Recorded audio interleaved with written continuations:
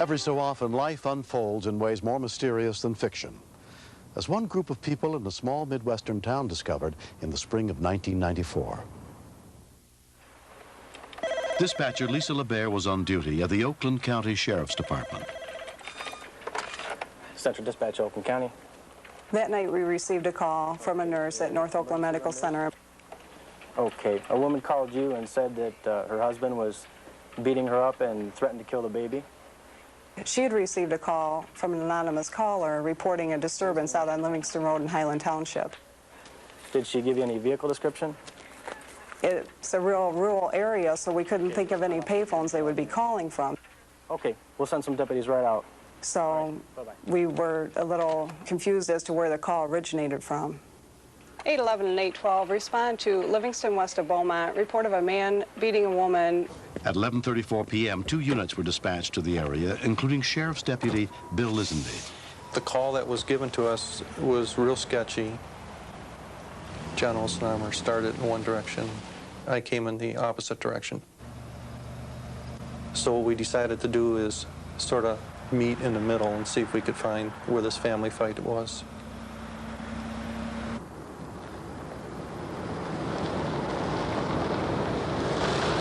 I didn't encounter any vehicles or anybody on the road or anything in between there and Livingston and Beaumont roads. Deputy John Ausnamer approached the area from the east. It was pretty unusual that we were getting a call to a family fight with 2 intersecting streets. Generally, if it's at 2 intersecting streets, there would be a payphone or something around where somebody could make a phone call. I didn't see anything or anybody in the area. About a half-mile down Livingston Road is a recreation area, and as I drove by there, I shined the spotlight around.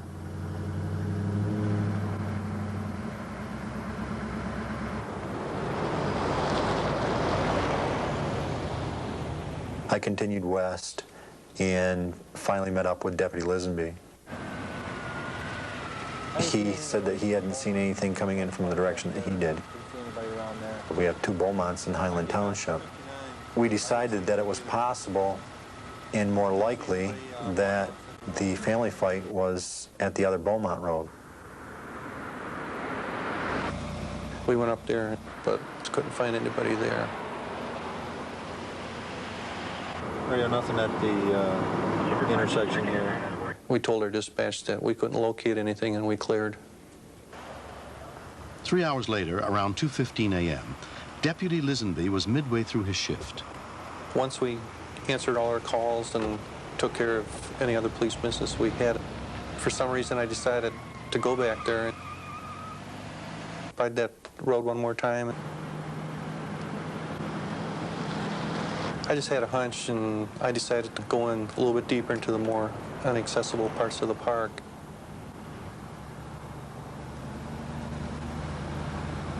As I was retracing my steps, just creeping alongside the road, my headlights picked up on something that was behind a tree.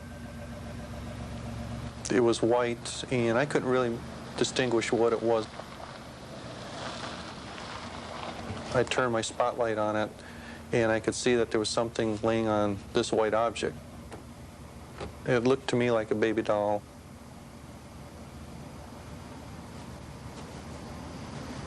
But when I got up close and I saw a knee move, I realized it was a live baby. The skin was exposed other than a little diaper on him.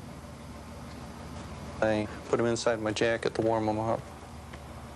My first concern was he was real cold to the touch. We needed the emergency services brought to the scene as quick as possible. KNHQ 532, Station 16 Highland, respond to Livingston west of Beaumont, a found baby.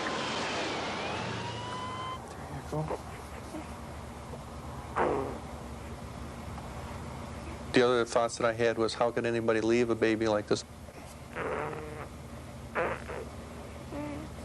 There you go. It's really just heart-wrenching to see that somebody would just abandon a baby like that. When the first rescue rig got there and the first fireman come up and said, "I'll take the baby," he started to cry. Yep. He's real cool. I just wanted to grab him and pull him back and hold him and just give him another hug. Over here. Take you over here.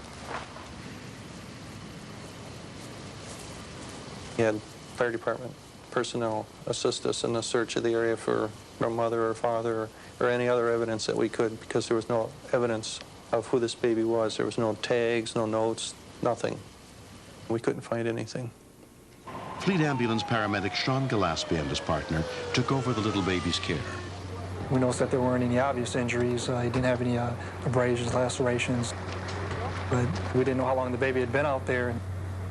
We did notice that he was very cold, and that was our main concern at that point, that the baby could be in hypothermia. All right, Sean, let's wrap it up then. Deputy Lisby was almost immediately attached.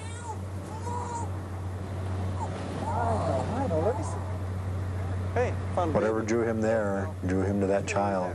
And it was obvious that he was very intent on making sure that the baby was taken care of. We're out of here. Okay. Take good care of him. Will do. I feel that destiny or fate had put everything into motion. But I was just happy that I was there at the right time and at the right moment to find him. At North Oakland Medical Centers, the infant was examined by emergency physician Philip Masterson. They found a baby alongside the road, is laying out there. I didn't know how old the child was. I didn't know how cold it was. We looked for blueness or discoloration. Another set of vitals. And the fact that his hands and feet was pink was a good sign for me. I need to wait. It was determined that 8-pound, 1-ounce baby Jon Doe was no more than a couple of days old. He slowly perked up. To see that this kid was doing okay was a great sense of relief. We enjoyed being with him. Yes. Hey, I'm okay. And it's always hard to see a baby abandoned or injured. And it was, in my opinion, really a miracle that he was found and safe. The Michigan Department of Social Services set out to place the baby in a foster home. Okay, we gotta come up with The first people they called were Bonnie and her husband Michael. For the B, C. When we got the call and realized that this child had been abandoned, we didn't want to bring him home calling him Baby Jon Doe or Baby Doe. So we had to come up with a name, and it kind of was a family project. Connor! No, you got it. Corey! Because we have two other little guys who names happened to begin with an A and a B, that maybe it was time we needed a C. Caleb. Mick, do you like Caleb? It wouldn't be my first pick. We started going through all of the C names that we liked, and then started erasing ones that were nephews and friends. Well, what do you think of Cody? Cody. Sounds great. And we ended up narrowing it down, and we came up with a Cody.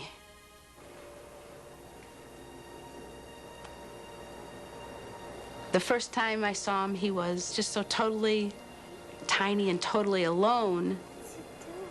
I felt a maternal gut instinct.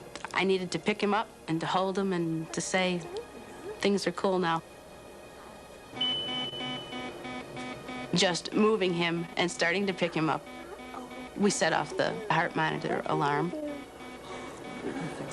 The nurses were totally delightful and knew that he needed to be snuggled and hugged as much as I needed to coddle him up, too.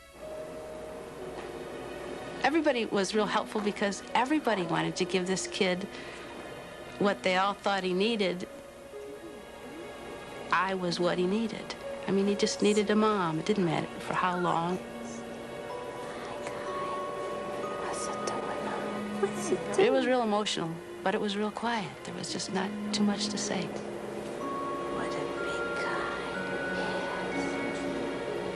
It was the easiest, fastest, quickest, bonding, almost instantaneous.